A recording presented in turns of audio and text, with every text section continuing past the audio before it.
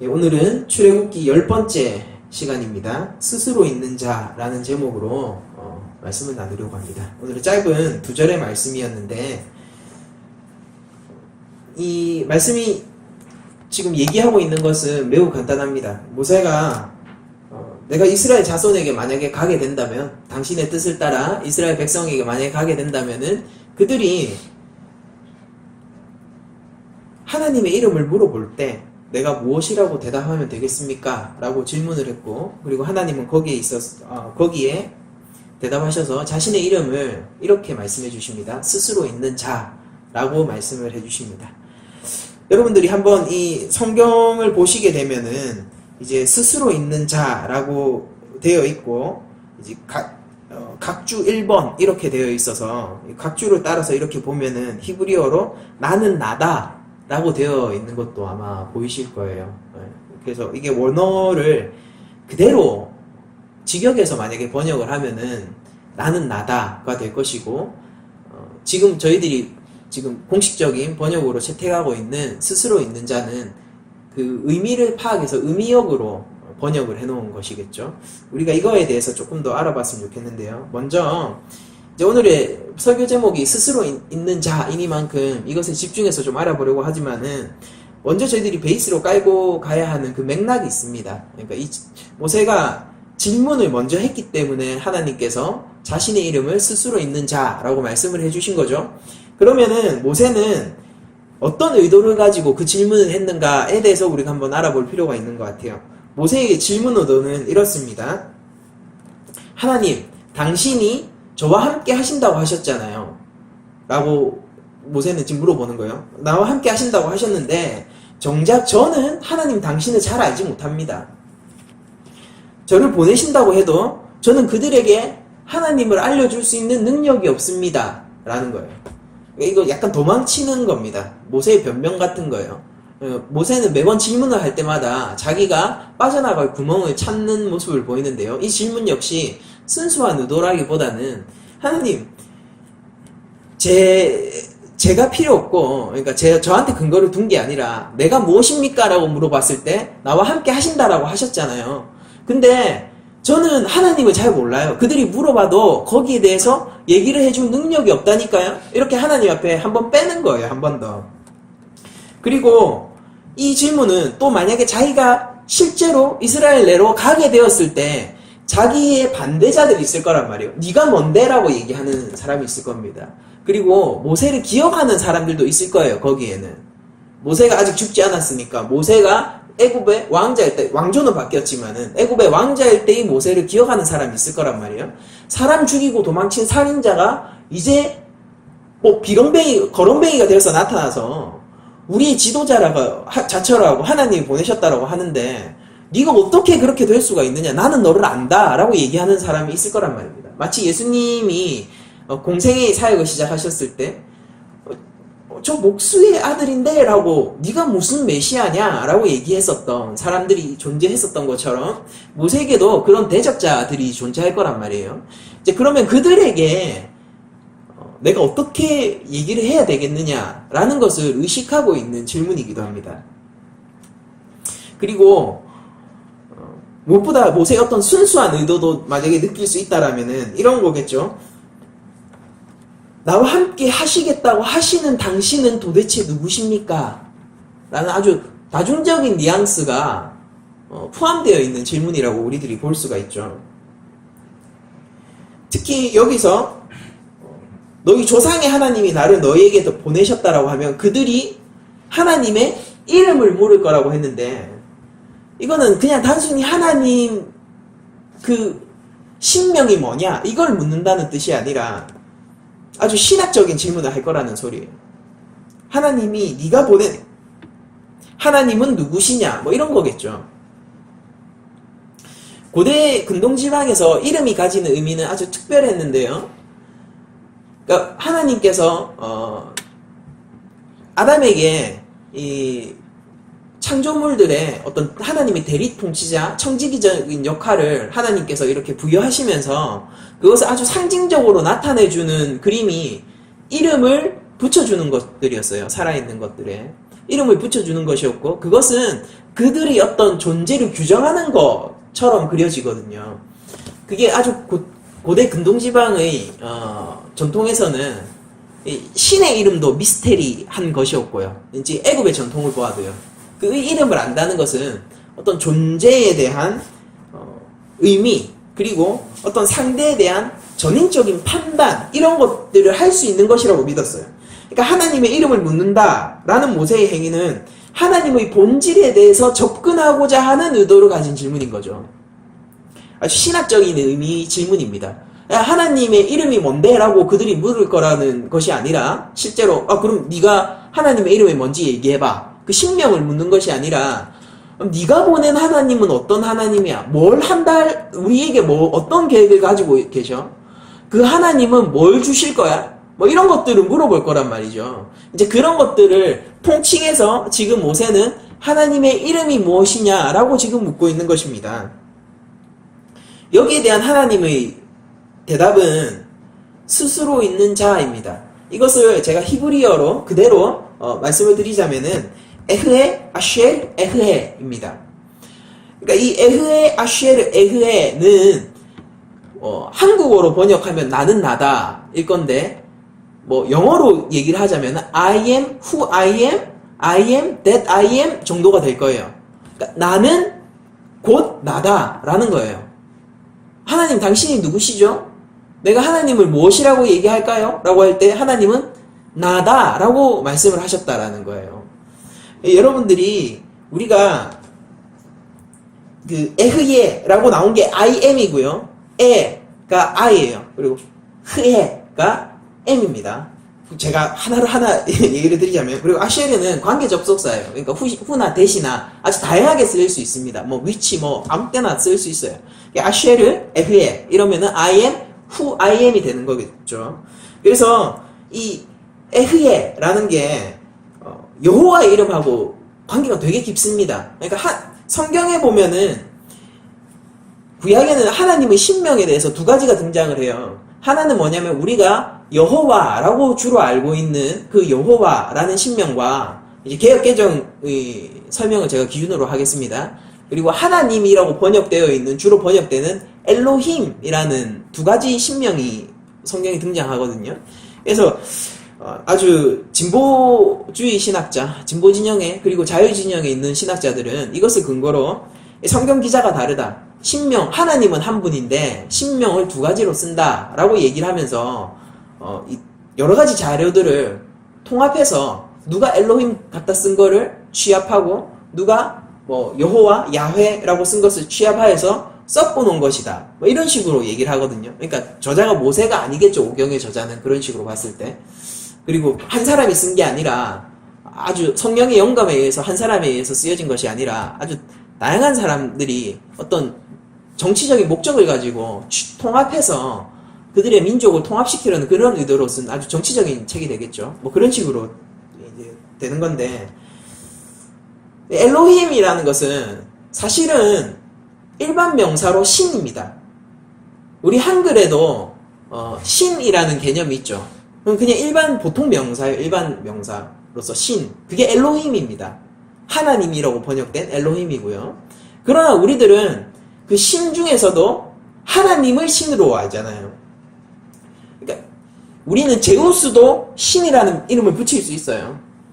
그리고 무슨 포세이돈에게도 고대 그리스의 신이라는 이름을 붙일 수가 있습니다. 그러나 하나님은 오직 우리의 신에게만 붙이는 이름이 하나님이죠. 지금 한국 사회를 기준으로 보면은요. 그런 것처럼 우리가 여호와라고 번역되어 있는, 이게 뭐 우리 음가는 정확하게 알지 못해요. 근데 여호와라고 번역되어 있는, 우리가 추정하기로 야훼라고 불렸던 그 신명은 하나님, 이스라엘의 하나님, 그 특별한 관계 속에서 말하는 신명으로서 성경 안에서 쓰이는 겁니다. 제가 마무리를 정리를 해드리겠습니다. 엘로힘, 하나님은 그냥 일반 신이세요. 그래서 성경에서 쓰일 때는 모든 사람들이 인정해야 하는 객관적인 창조주로서 하나님을 하나님이라고 부릅니다. 엘로힘이라고 불러요. 이게 진짜 하나님이야. 너네들이 알고 있는 신, 또 저들이 알고 있는 신, 다 다른 것 같지만은 그러나 신 엘로힘은 하나님이다. 객관적으로 이분이 정말 한 분 하나님이다라고 얘기할 때 창조주로서 이 세상의 주관자 통치자로서 하나님을 얘기할 때 엘로힘을 씁니다. 이 맥락들이 다 그래요. 여러분들 보시면은. 근데 여호와라는 말이 쓰일 때, 야훼라는 말이 쓰일 때는 하나님의 백성과의 관계성 속에서 하나님의 비밀한 관계를 그들에게 드러내시는 상황 속에서 야훼라는 말을 쓴단 말이에요.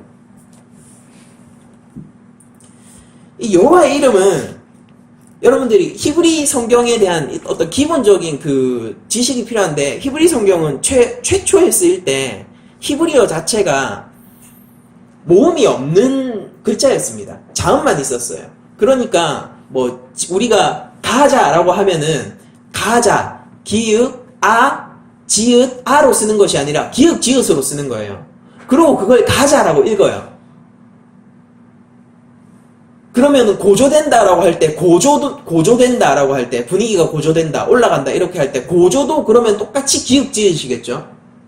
그런데 그걸 어떻게 구별을 했느냐? 걔네들은 성경을 다 외우고 있으니까 구별이 되는 거예요. 그 음가를 다 받은 겁니다. 그 음가를 다 받아서 자기들은 알고 있어요. 그러니까 여기에서 이게 어떤 음가를 가지는지 다 알고 있어요. 그래서 여호와라는 것의 자음값은 아주 독특한데요.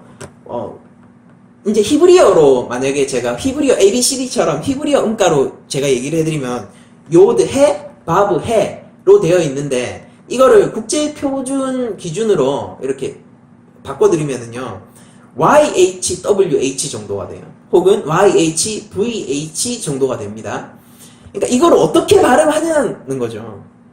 그러니까 다른 것들은 음이 다 정승이 돼서 나중에 후대에 이제 우리 신구약 중간 시대 있잖아요. 그때 히브리어가 사어가 될 때쯤 이제 다 속국이 되고 이래가지고 뭐 전부 전면당하고 이래가지고 히브리어를 이제 읽는 젊은이들도 많고 이제 학자쯤 돼야지 나이 제법 있는 분들이어야지만이 히브리어를 제대로 구사할 수 있는 그 시점에서 이 히브리어 성경을 잊어버리면 안 되겠다라고 해서 그 유대 학자들이 모여가지고 성경을 헬라어로 번역을 합니다. 헬라어로 번역을 해요. 그러면서 또 히브리어 성경에 음가를 다 붙여버리거든요. 그러니까 없는 이제 자음만으로 구성되어 있잖아요. 그 없는 모음을 개발을 해서 붙여요. 그래서 음가를 다 만들어 둡니다. 그래서 그걸 보면서 우리가 무슨 발음인지 알 수 있는데, 근데 그때 당시에도 이 여호와의 이름인 YHWH는 발음이 복구가 안 됐어요. 왜냐면은 사람들이 이게 아주 한편으로 미신적 전통이죠. 이 하나님의 이름을 함부로 부르면 안 된다라고 생각을 해서 혹시 하나님의 이름을 불렀다가 내가 마음에 죄가 있는 상태에서 부르면 그분의 이름을 망령되게 부를까봐 그 이름을 YHWH 적어놓고 아도나이라고 불렀습니다. 거기 나와 있는 건 전부 아도나이예요. 그리고 이 성경을 필사하다가 하나님의 이름인 여호와라는 우리가 야훼라고 추정되는 그 음가가 나오면은 붓을 깨끗하게 씻어가지고 새로 잘 털어가지고 그 붓으로 새로 야훼를 적어요. 그러니까 이게 여호와 하나님, 여호와 하나님 이게 연속으로 등장하는 부분은 어떻게 했습니까? 매번 붓을 깨끗하게 씻어서 그걸 적어있을 정도로 그런 아주 한편으로는 미신적인 전통이 있었거든요. 한편으로는 대단한 전통이지만은. 그래서 전부 아도나이라는 그 이름을 너무 많이 쓰다 보니까 나중에 그 이름을 잊어버렸어요. 우리가 알고 있는 여호와는 YHWH에 아도나이라는 그 모음 음가를 붙인 겁니다. 그러니까 아도나이는 완전히 주라는 뜻이거든요. 주인이라는 뜻이거든요. 우리가 예수님을 주라고 얘기를 하잖아요. 그런 것처럼 주라는 아도나이의 그 자음을 여호와 YHWH에 그냥 갖다 붙인 거예요. 그래서 여호와 뭐 영어로 하면 제호바 뭐 이런 식으로 된 거니까 이게 절대 그 발음일 수가 없겠죠. 그래서 언어를 이제 연구하시는 분들은 이게 야훼가 가장 근접한 신명이 아닐까라는 추측을 합니다. 그래서 여호와와 야훼는 기본적으로 같은 의미를 가지고 있죠. 그런데 우리가 야훼라고 얘기를 하지만은 그것도 하나님의 진짜 히브리인들이 불렀었던 하나님의 진짜 고대의 신명일까에 대해서는 100% 확신할 수 없어요. 추측할 뿐입니다. 그러니까 하나님의 이름은 여전히 안개 속에 있어요. 하지만 우리들은 상관이 없죠. 그 이유를 말씀드리겠습니다. 아무튼 이게 네 글자라는 거죠. YHWH. 이게 근데 히브리어 음가를 보면은 이 에흐에 아슈에르 에흐에라고 제가 말씀드렸는데 I am이잖아요. 에흐에가 그 흐에 존재 비동사죠. 비동사. 이게 히브리어 시간이 아닌데 자꾸 이렇게 되는 것 같은데 비동사죠. 그것과 아주 닮아 있어요. 그러니까 앞에 요드 한 글자 빼면은 똑같습니다. 그러니까 이 휘에 에흐에에서 흐에로 비롯된 하나님의 이름의 신명이 야훼이다 라고 우리들이 볼 수가 있습니다. 제 그냥 하는 얘기가 아니라 학자들이 어떤 언어학적 추적을 통해서 증명이 된 것입니다. 이게 하나님이 그러면은 여호와라는 이름을 주셨을 때 아주 깊이 오늘의 스스로 있는 자라는 말씀에 근거해서 이름을 주셨고, 그거를 통해서 히브리인들은 하나님을 여호와 하나님, 야훼 하나님으로 불렀을 확률이 굉장히 높죠. 그러니까 고대 히브리인들이 하나님의 이름을 어디에서 받았느냐? 하나님이 직접 얘기하신 것을 통해서 받았다라는 겁니다. 그들이 마음대로 지은 것이 아니라. 오늘의 말씀을 살펴보는 것에는 그런 의미가 있는 거예요. 하나님의 아주 근본적인 그런 성질이라고 해야 될까요? 아주 하나님을 우리에게 어떻게 나타내시기를 원하셨는가, 이런 것들에 대해서 우리들이 알아보는 시간이 될 것입니다. 이제 재밌는 것은, 그러면은 구약에서 나오는 여호와 하나님, 여호와 야훼라는 것은 기본적으로 나다라는 뜻을 가지고 있겠죠. 아니면은 비동사, being에 근거해서 존재 그 자체, 이런 의미를 가지고 있겠죠. 근데 이것을 헬라어로 바꾸면은 에고 에이미가 되거든요. 헬라어가 신약에 쓰여진 언어지 않습니까? 그 에고 에이미가 예수님이 자신을 소개할 때 요한복음에서 총 7번이 쓰이는 글자입니다. 그러니까 히브리어에서 헬라어로 똑같아요. 야훼 하나님. 그것을 만약에 헬라어로 옮기게 된다면 에고 에이미가 되는데, 예수님이 요한복음에서 나는 생명의 떡, 세상의 빛, 양의 문, 선한 목자, 부활이요 생명, 그리고 길이요 진리요 생명, 참 포도나무, 이렇게 총 7가지의 표현을 통해서 스스로 에고 에이미라고 소개를 하셨어요. 그러니까 예수님께서는 신성을 가지신 하나님이심을 예수님 스스로 구약의 신명을 통해서 얘기를 해주시는 거거든요.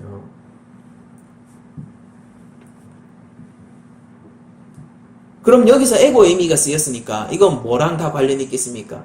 구약에서 야훼라고 하면은 아주 그 백성과의 아주 긴밀한 관계 속에서 비밀한 관계를 드러내신 그분의 백성과의 관계 속에서 언약적 하나님을 여호와 하나님, 이스라엘의 하나님을 여호와 하나님이라고 불렀잖아요. 그럼 예수님이 어떤 맥락에서 이 얘기를 다 하셨을까요? 자신의 신부들, 자신의 교회들과의 그 관계성 속에서 자신을 계시하실 때 에고 에이미를 쓰셨을 거 아닙니까? 그러니까 나는 생명의 떡이다. 누구의 생명의 떡이겠습니까? 교회의 생명의 떡인 거죠. 불신자에게도 예수님이 생명의 떡의 기능을 할 수 있지만은, 그러나 생명의 떡이 아니죠. 우리들이 이런 식으로 이해를 하는 것이 필요할 것 같고요.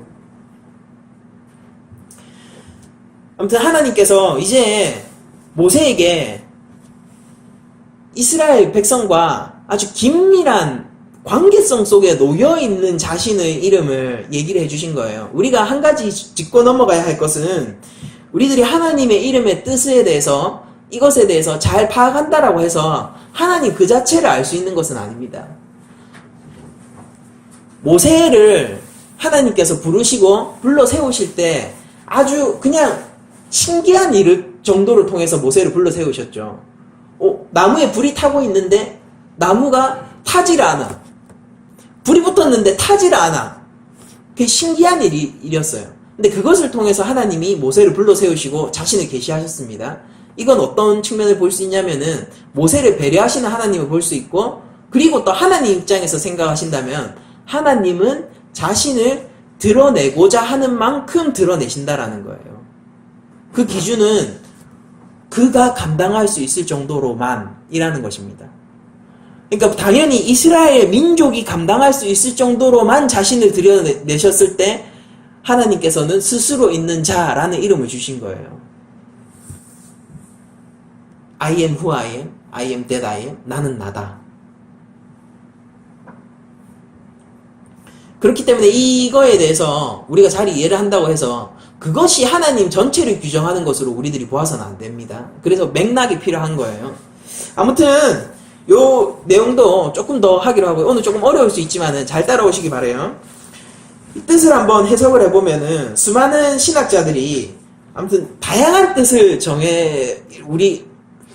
다양한 뜻이 있다라고 밝혀냈어요. 근데 이 하나님의 신명, I am who I am에 대한 논의는 아직까지도 지속되고 있고 여전히 결론이 내려질 수 없습니다. 이거는 본질적으로 결론을 낼 수 없는 문제이기 때문에 다양한 어떤 신학적인 고찰들이 있지만은 이거다라고 절대 얘기할 수 없습니다. 그걸 알고 여러분도 한번 들어보십시오. 하나님은 이 뜻의 해석을 누군가는 이렇게 얘기했어요. 하나님은 스스로 존재하신다. 이 해석을 받아들여서 우리는 의미역으로 스스로 존재하는 자라는 개역개정의 해석이 나오게 된 거죠. 하나님은 스스로 존재하신다. 어떤 대상에도 의존치 않으시며 자존하시는 분이다. 라는 것을 드러내는 게 하나님의 스스로 있는 자라는 신명이라는 것이에요.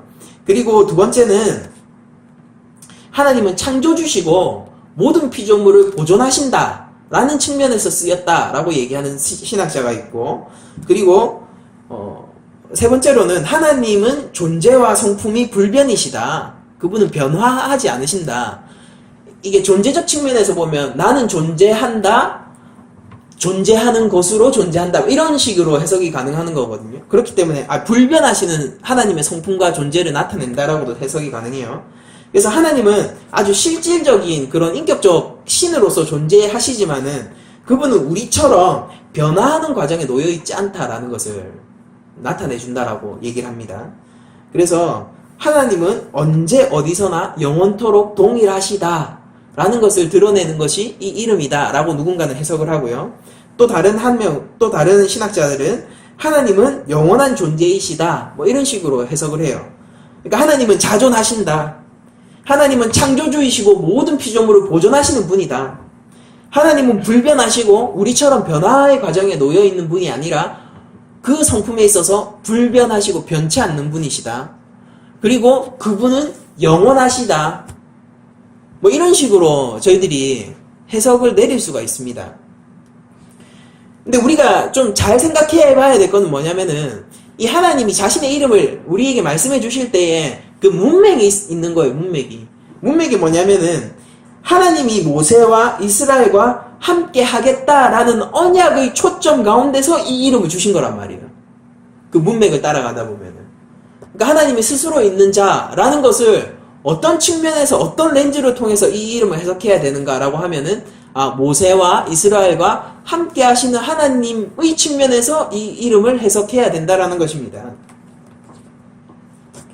출애굽기 3장 12절에 보면은 내가 너와 함께 하리라, 너와 함께 있으리라 라고 하나님이 말씀하시는데, 요거를 한번 우리가 고려를 해서 이 렌즈를 통해서 이 하나님의 신명을 보게 되면은 스스로 있는 자라는 이 이름이 하나님은 자신의 백성의 언약을 이루시는 분으로서 이름을 주신 거예요. 그리고 모세에게 주어진 사명을 성취하도록 하기 위해서 그 이름을 주신 겁니다. 우리가 스스로 있는 자라는 이 신명을 통해서 하나님의 속성이 뭘까? 이렇게 유추할 수 있지만은 우리가 더 주목해서 보고 우리가 더 중요하게 생각해야 될 거는 뭐냐면은 언약의 맥락 속에서 던져진 하나님의 이름이라는 것에 주목하는 게 훨씬 더 중요합니다. 그러니까 이런 식으로 우리가 해석이 가능해요. 나는 현존하는 하나님으로 이스라엘과 함께하는 하나님이다. 혹은 나는 현존하는 하나님으로 이스라엘과 함께할 하나님이다 라는 측면에서 이 이름을 주신 거란 말입니다. 그러니까 히브리어 자체가 현재와 미래의 언어적 경계가 없는 언어입니다. 그러니까 현재의 현재의 그런 모양으로 써놓고 그걸 미래의 모양으로도 해석할 수가 있어요. 그러니까 한국어도 현재와 미래의 경계가 조금 불분명하죠. 그러니까 이렇게 얘기를 할 수 있어요. 나는 내일 영화 본다 이렇게 얘기할 수 있잖아요. 한국은 근데 또 내일 영화 볼 것이다 라고 미래형으로도 얘기할 수 있는데, 영어는 현재와 미래의 그 구별이 아주 극단적으로 이렇게 분리되어 있는 언어가 영어인 거죠. 그러니까 한국이 한 중간 정도라면은 히브리어가 제일 그 경계가 옅은 언어입니다. 그래서 하나님이 이스라엘과 지금 함께 하신다. 그리고 모세가 가서 그들과 함께 할 것이다. 임재할 것이다. 뭐 이런 식으로도 다 해석이 가능한 거예요.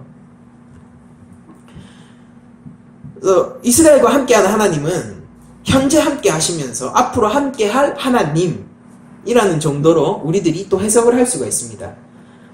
아무튼 하나님이 주신 에흐에, 아쉐르 에흐에, 이것은 정확하게 판단하는 게 사실상 불가능합니다. 그럼에도 불구하고 우리는 개역개정의 그 의미역을 따라서 스스로 있는 자라는 해석을 채택하는 것이 아무튼 교회의 어떤 공적인 이익을 위해서 가장 좋을 것 같은데요. 이 이름을 통해서 우리는 하나님의 본질에 대해서 정확히 파악하려는 의도로 해서는 안 돼요.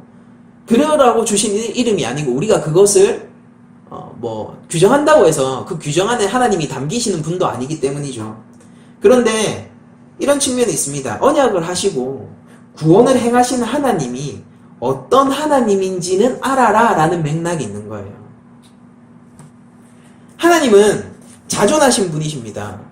그리고 구원을 행하시기도 하시고 스스로의 힘만으로 언약을 성취하시기도 하십니다. 그분은 그 어떤 도움도 필요 없어요. 그분이 이스라엘과 함께 하는 거예요. 함께 하고 있고 함께 할 것입니다. 누구의 도움도 필요 없어요. 모세의 도움도 물론 당연히 필요 없겠죠. 또한 이스라엘의 구원이 하나님의 하나님 되심을 나타내는데 필수적인 요소도 아닙니다.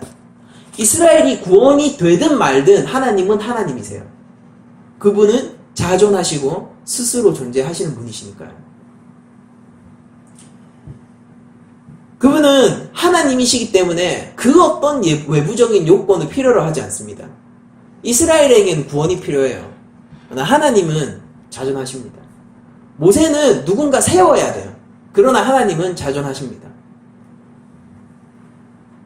그런데 그 놀라운 자존하신다라는 이게 존재 자체 이런 의미도 있어요. 그 자존하시는 존재 그 자체이신 분은 모세를 사용하실 뿐만 아니라 이스라엘을 백성 삼으시기로 뜻하셨다는 것에 우리의 놀라움이 있는 것입니다.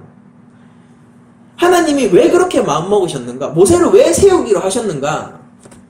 이스라엘을 왜 구원키로 하셨는가? 그들의 압제를 왜 마치 그 곁에서 귀로 듣는 것처럼 그들의 아픔을 함께 체열하고 있는 것처럼 그들을 듣고 보고 안다라고 얘기했을까? 이 질문에 대해서 누가 대답할 수 있겠습니까? 하나님이 하신 결단이시기 때문에 이에 대한 대답을 내리는 것은 인간으로서는 매우 제한적이에요. 그럼에도 불구하고 우리는 이렇게밖에 얘기할 수 없어요. 이렇게밖에 얘기할 수밖에 없고 이게 우리들이 얘기할 수 있는 최선책인 것 같은데 그 대답이 뭐냐면은 그냥 그렇게 하나님이 하시기로 하셨다라는 거예요. 거기에서 하나님의 어떤 그 통치하심의 역학적 관계를 우리가 어떻게 유추해낼 수 있겠습니까? 그것을 통해서 하나님이 하시는 일들의 모든 의미들을 우리가 어떻게 유추해낼 수 있겠어요? 어떤 큰 그림으로 하나님의 구원을 통해서 하나님을 나타내시려고 만방 가운데 나타내시려고 얘기하는 것도 되게 제한적인 대답이에요. 사실은 우리들이 하나님의 모든 것을 포괄하면서 대답을 내릴 수 있다면은 이 한 대답밖에 남지 않는다고 저는 믿는데 그게 바로 그냥 하나님이 그렇게 하셨다라는 것입니다. 그리고 이것이 바로 제가 생각할 때에 이게 저희 개인적인 해석입니다. 제가 생각할 때 네가 보낸 하나님이 누구시냐? 우리 조상의 하나님이라고 네가 얘기를 하는데 모세야, 하나님이 왜 우리를 선택했냐? 왜 우리를 구원하시기로 하셨냐? 하나님은 도대체 무엇을 우리에게 하시려고 하시느냐에 대한 대답으로서 하나님은 동일하게 이렇게 대답하시기를 원하셨던 것 같아요. 내가 그렇게 그냥 하길 원해. 내가 할 일을 그냥 바라봐. 라는 측면으로 얘기를 하신 것 같아요. 우리는 때때로 우리의 삶에서도 하나님의 존재를 물을 때가 있습니다. 하나님, 당신은 도대체 누구신가요? 또 때로는 하나님, 저를 왜 저를 구원하신 거죠? 저 같은 자를. 또 때로는 하나님, 왜 나를 지금 이 자리에 두셨나요? 아버지, 당신은 왜 하필 저를 이쪽으로 끌고 가시나요? 아버지, 왜 하필 저여야 합니까? 이런 대답들, 이것에 대한 대답들을 우리가 살면서 추구할 때도 있는 것 같습니다. 그러나 여기에 대한 대답은 하나님께서 아마 이렇게 주실 것 같아요. 내가 그렇게 하기로 했다. 내가 하나님이다. 라고 얘기를 해주실 것 같다라는 생각이 듭니다. 우리는 하나님에 대해서 많이 질문을 할 수가 있고, 우리의 길에 대해서 많이 질문을 할 수가 있고, 우리는 아버지께 무언가를 물을 수 있는 권리를 하나님께서 주셨습니다. 그러나 거기에 대해서 어떤 대답으로 만족할 것인지에 대해서는 우리들이 각자가 다 다를 수 있겠죠. 달리 얘기하자면은 우리가 하나님께 질문을 던질 때에 우리들은 하나님 앞에서 기대하는 대답의 방향성이 있다라는 거예요. 하나님, 왜 하필 저죠? 왜 하필 이 자리죠? 하나님, 내 삶이 왜 이 방향이죠? 순수한 궁금증일 수도 있고, 아니면은 하나님 앞에 뭐 따지고 드는 걸 수도 있겠죠. 아무튼 그런 어떤 맥락에서 그 질문을 하든지 내가 원하는 관점의 대답이 있을 거란 얘기입니다. 이렇게 해서 이러이러하단다. 이렇게 해서 이러이러하니까 이 일이 일어난 거고, 요렇게 가면은 될 거야. 뭐 이런 것이죠. 실용적인 것이고 실제적인 것을 아마 우리가 요구할지도 모릅니다. 그러나 하나님께서는 이렇게 대답하실 것 같아요. 정말 하나님이 대답하신다면은, 내가 얘기를 해준다고 해서 네가 이해할 수 있는 것이 아니야. 내가 하나님이다. 내가 나다. 라고 말씀을 해주실 것 같습니다. 내가 너를 붙들고 있다. 내가 그렇게 하기로 마음먹었다. 내가 자존자 하나님이다. 라고 대답을 해주실 것 같아요. 그 질문이 어떤 질문이었든지 간에 만약에 우리가 이런 대답을 받게 된다라면은 제가 생각했을 때 이거보다 더 든든하고 흡족한 대답은 없을 것 같습니다. 그리고 여러분들이 하나님이 그렇게 대답하실 때에, 하나님, 당신 도대체 누구시죠? 왜 내 삶이 이 방향이죠? 왜 내가 이 자리에 있죠? 왜 하필 나죠? 라는 질문들에 대해서 여러분들이 I am who I am, 스스로 있는 자라는 대답을 들으셨다라면은, 그리고 그것으로 만족하신다라면은 여러분들은 성도일 것입니다. 우리의 인생의 굴곡들이 우리에게는 굴곡이지만은 하나님에게서는 언제나 긍정되고 있다는 것을 여러분들 아십니까? 하나님은 실수치 않는 하나님이시라고 성경이 기록하고 있죠. 그러나 우리의 삶 속에서 볼 때 자꾸 하나님이 뭔가 실수하고 놓치시는 것 같이 느껴질 수도 있어요. 그것은 우리가 뭔가를 놓치고 있다는 뜻입니다. 우리가 하나님에 대해서 잘 모른다라는 거예요. 그분이 어떤 하나님인지, 그분이 왜 내 아버지인지, 그분이 어떻게 전능자, 통치자 하나님이며 그분이 어떻게 이 세상의 창조주인지를 우리가 놓치고 있다는 뜻입니다. 우리가 살면서 하나님 앞에 비판에 가까운 질문을 할 때도 있어요. 하나님, 이건 아니지 않아요? 라고 얘기할 수 있어요. 그때 하나님이 뭐라고 얘기하시겠습니까? 모세를 대하듯 참으시겠죠. 그러면서 우리에게 얘기해 주실 거예요. 내가 너에게 그렇게 하기로 했다. 아니라고 생각하니? 내가 얘기해줘도 너는 몰라. 이것은 무시하는 것이 아니라 진짜로 모르는 거예요. 내가 이것이 얼마나 선한 일인지, 이것이 얼마나 너에게 축복인지, 이것을 통해서 내가 얼마나 너에게 큰 은혜를 부어줄지 너는 예상 못해. 알지도 못해. 얘기해 준다고 해도 그것을 통해서 너는 더 교만해질 거야. 난 너를 위해 가장 좋은 것을 한다. 미래에 대해서 알고 싶어? 내 입을 다물게. 그게 너를 위해 가장 좋은 거야. 네가 원하는 방향의 대답이 있니? 방향의 대답이 있니? 그게 정말 나에 대한 궁금증이야? 라고 하나님 물어보실지 몰라요. 네가 원하는 방향성의 대답이 있잖아. 내가 다 알아. 너의 그 마음의 소원을 안다니까? 근데 그거 나랑은 상관없잖아. 라고 하나님이 얘기하실지 몰라요. 그러면서 우리에게 던져주시겠죠. 내가 그 언약의 하나님이다. 내가 그 성실한 하나님이다. 내가 오늘도 일하는 하나님이다. 네가 내 자녀다라고 얘기해 주실 거예요. 그렇게 했을 때 그 대답이 우리에게 가장 큰 평안과 흡족함과 만족을 안겨다 줄 겁니다. 성도의 삶은요, 다른 사람보다 더 지혜로운 삶을 추구하지 않습니다. 성도의 삶은 어린아이 같은 삶을 추구하는 것이 성도의 삶이죠. 하나님에게 절대 의존해서 하나님에 매여 사는 존재. 예전에 내 두 발로 설 수 있었어요. 예전에는 내가 볼 수 있었다고요. 예전에는 내가 갈 수 있는 길들이 있었어요. 그러나 이게 웬걸? 예수 믿고 났더니 내가 점점 더 내 힘으로 걸을 수 없게 되는 것이 성도의 삶입니다. 내가 이전에 보아왔더라고 생각했던 모든 것들이 내가 보는 것이 아니라 메인이었구나 라고 고백하는 것이 성도의 삶인 거예요. 하나님 없이 내가 어찌 이 길을 가겠습니까? 라고 묻는 것이 성도의 길이란 말이에요. 거기에서 수많은 의문들에 대해서 하나님은 늘 대답하실 거예요. 내가 하나님이다. 내가 너희 창조주이며 내가 스스로 존재하는 자이다라고 얘기해 주실 거예요. 나는 너를 필요치 않아, 사실. 그러나 내가 너를 간절히 원한다라고 대답하시는 거예요, 하나님은. 나를 보아라, 나를 보아라. 내가 너희 도움이 필요하니? 나는 너희 도움이 전혀 필요치 않아. 그러나 반드시 너를 통해서 일할 거야 라고 하나님은 얘기하시는 거란 말이에요. 우리의 구원이 하나님이 꼭 하셔야 되는, 이건 사족이지만은 우리의 구원이 하나님이 반드시 했어야 되는 하나님의 중대한 임무입니까? 사람들이 자꾸 얘기하죠. 어떻게 예수 믿는 자만 구원하고 예수를 믿지 않는 자를 구원하지 않는다라고 하는 하나님이 사랑의 하나님이냐라고 얘기할 수 있지만은, 한편으로는 공감해요. 저도 예전에 그런 생각을 하고 다녔으니까. 나 하나님을 보세요. 하나님 우리가 필요하십니까? 우리의 구원 여부가 하나님의 하나님 되심을 결정해요? 그렇지 않습니다. 하나님은 스스로 자존하시는 분이세요. 우리와 교제하기를 원하시죠. 우리가 없으면 안 될 것 같습니까? 그런 교만을 부려서는 안 돼요, 우리 인생 속에서.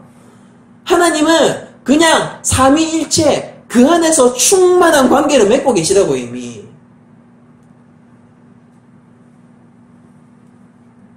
하나님 우리 구원해주고 싶어서 막 무슨 안달이 나 있어서 꼭 구원 안 해주면 하나님의 능력이 덜한 것처럼 그렇게 생각하시면 안 된단 말이에요.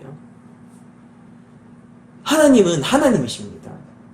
그런데 그 하나님이 내가 너 없이 죽고 못 살겠다라고 결정하신 거란 말입니다. 그 하나님이 내가 너를 구원하지 않고는 못 베겠다라고 결정하신 거란 말이에요. 그 하나님이 내가 너와 사랑하고 교제하기 위해서 내 아들을 보내서라도 너를 반드시 나의 백성으로 삼으리라, 나의 자녀로 삼으리라 라고 말씀하신 거란 말입니다.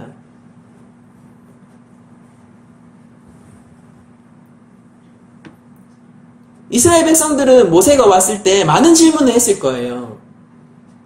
그러나 모세에게는 아헤, 아슈에르, 아헤 라는 하나님의 그 자신의 이름을 가르쳐주는 그것으로 사실 모든 대답이 충만했을 겁니다.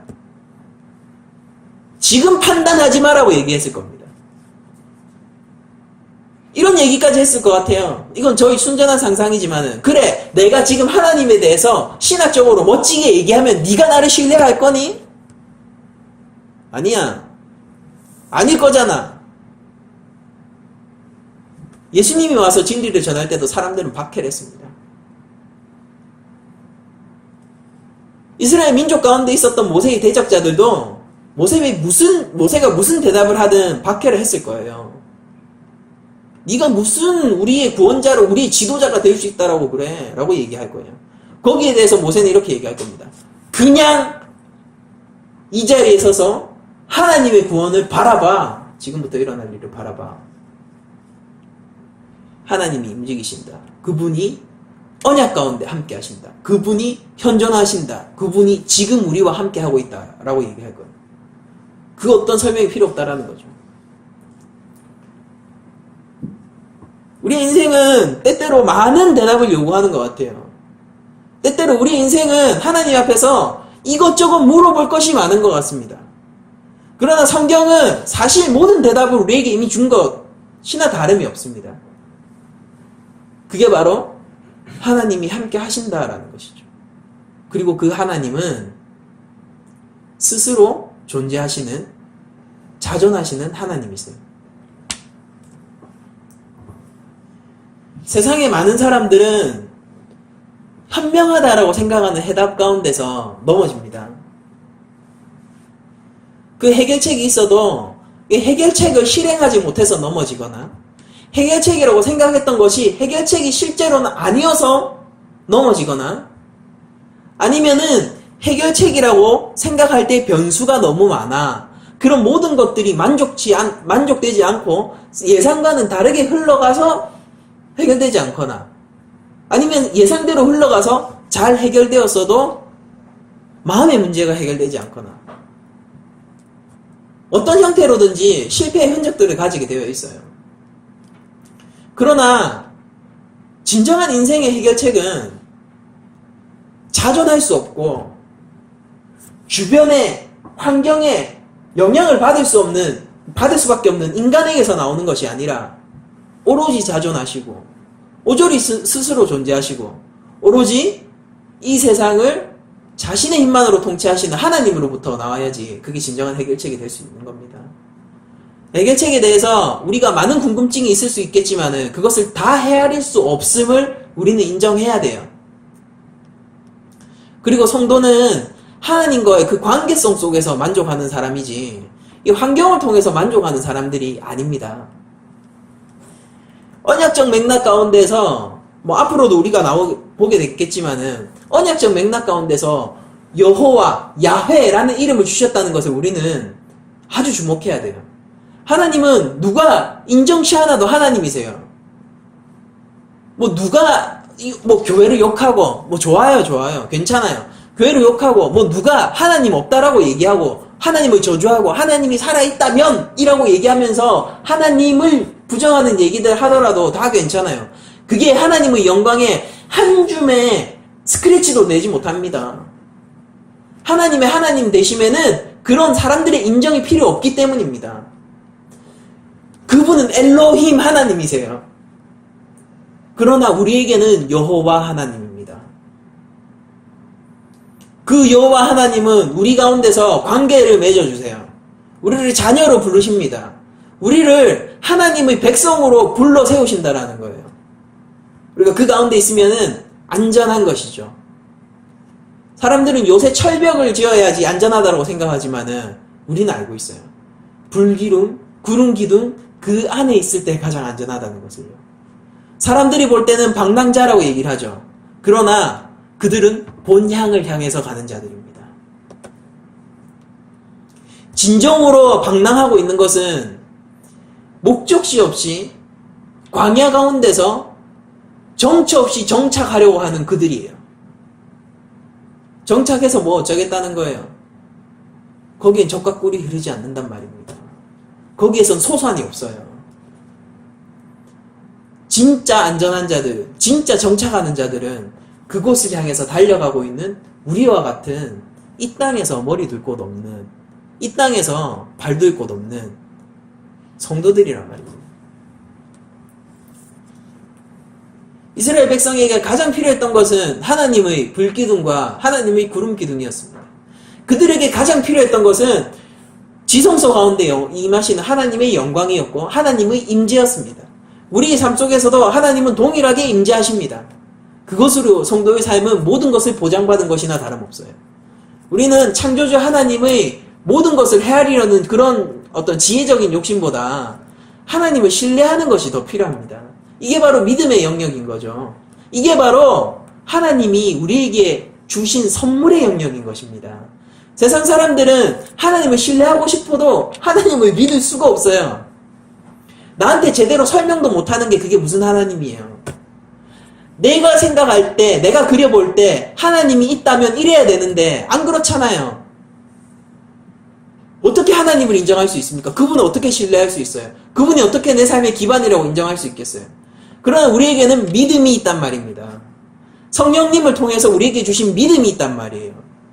우리 눈에 보이는 것들로 그것을 재단하고 판단하지 않고 우리의 지혜와 우리의 한계성이 있는 우리의 인식 체계를 가지고 그 모든 것들을 판단하지 않아요.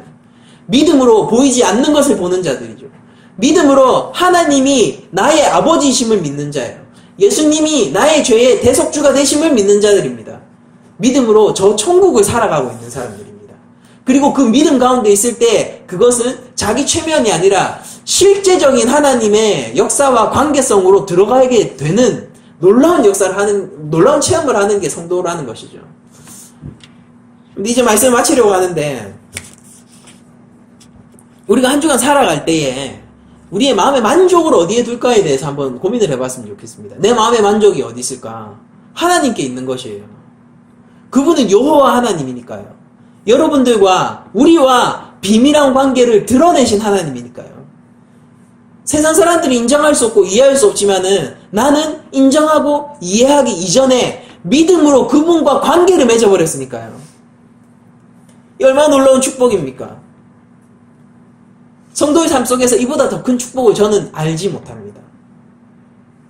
아버지를 아버지로 아는 것, 그거보다 더 큰 축복을 알지 못해요. 여러분들은 모든 것을 받으셨습니다. 여러분들은 이미 완성되셨어요. 저는 그것을 믿습니다. 그렇기 때문에 여러분들 우리가 한 주간 열심히 완성의 길로 달려가자고요. 하나님은 현존하시는 하나님이지만은 하나님은 함께 하실 미래의 하나님이세요.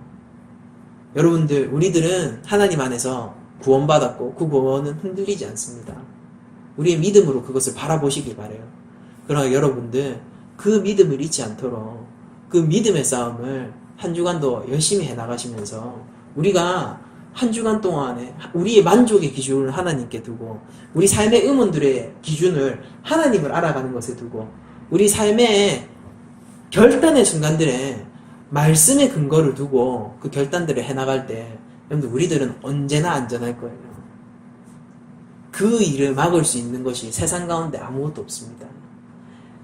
수많은 순교자들이 부질없이 죽었다라고 사람들은 생각해요.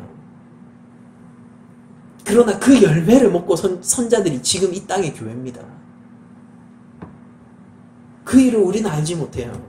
여러분들의 삶이 때로는 내가 왜 이렇게 살지라고 이러면서 부질없이 뿌려지는 것처럼 느껴질 수 있어요. 나 이렇게 왜 이렇게 황토밭에 뿌려지는 삶이지라고 느껴질 수 있어요.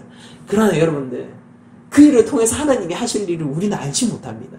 누구도 짐작치 못할 거예요. 우리에겐 소망이 있습니다. 하나님이 우리에게 이름을 주십니다. 그분은 여호와 하나님이고 자존하시는 하나님이시지만은 반드시 우리와 함께 하실 하나님이세요. 우리가 그것을 알고 그 영광된 하나님, 능력의 하나님, 창조주 하나님께 우리의 삶을 의탁할 때 우리의 모든 만족 체계를 하나님께 맞출 때 우리는 그 누구도 누릴 수 없는 평안 가운데서 믿음의 싸움을 넉넉히 이길 수 있게 될 것입니다. 그래서 여러분들께 부탁드리는 것이 이 한 주간도 우리가 다시 매일매일 그리스도의 십자가 앞으로 달려가자라는 것입니다.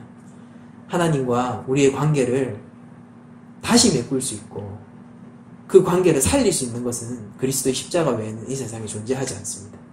우리가 예수님을 믿기 때문에 더욱더 예수님을 믿는 한 주간이 되기를, 그리고 우리의 만족의 근거를 하나님께 둘 수 있는 한 주간이 되기를 축복하면서 이 모든 말씀을 마치도록 하겠습니다.